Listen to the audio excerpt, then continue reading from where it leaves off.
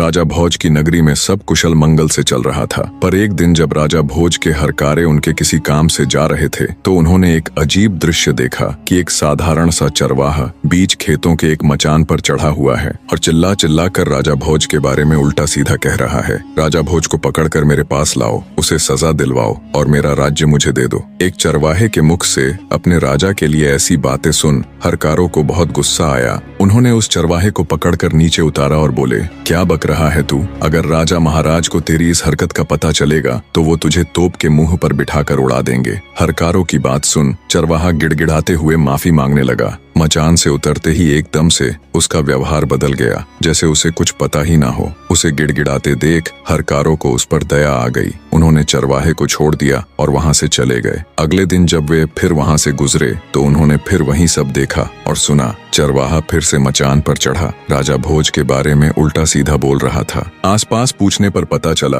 वो खेत किसी कुम्हारिन का था। जब भी वो अपने खेत में कोई फसल उगाती तो पूरे खेत में बहुत अच्छी फसल होती, पर उस मचान वाली जगह पर एक पौधा तक नहीं उगता था। आखिर कुम्हारिन ने उस जगह पर एक ऊंचा सा मचान बनवा दिया ताकि इसके ऊपर चढ़कर खेत की रखवाली की जा सके। चरवाहे के बारे में पूछा तो पता चला कि वो एक साधारण सा चरवाहा है, पर पता नहीं क्यों जब भी वो इस मचान यानी चबूतरे पर चढ़ता है तो इसी प्रकार की बातें करता है और नीचे उतरते ही उसका व्यवहार बिल्कुल सामान्य हो जाता है। ये सब जानने के बाद राजा भोज के हरकारों को बड़ा अजीब लगा। उन्होंने राजमहल जाकर ये सारा किस्सा ज्यों का त्यों राजा के सामने कह सुनाया। सारी बात सुन राजा भोज को भी बड़ा अचरज हुआ। हमारे राज्य में तो सब लोग सुख शांति के साथ रहते हैं, फिर वो चरवाहा ऐसी हरकत क्यों कर रहा है? जरूर इसके पीछे कोई तो बात है। हरकारे बोले, महाराज हमें तो लगता है उस मचान में ही कोई गड़बड़ है, क्योंकि जब भी वो चरवाहा उस पर चढ़ता है तो ऐसी बातें करता है, लेकिन जैसे ही वह नीचे उतरता है फिर से साधारण मनुष्य बन जाता है। सब जानने के बाद आश्चर्य के साथ राजा भोज बोले,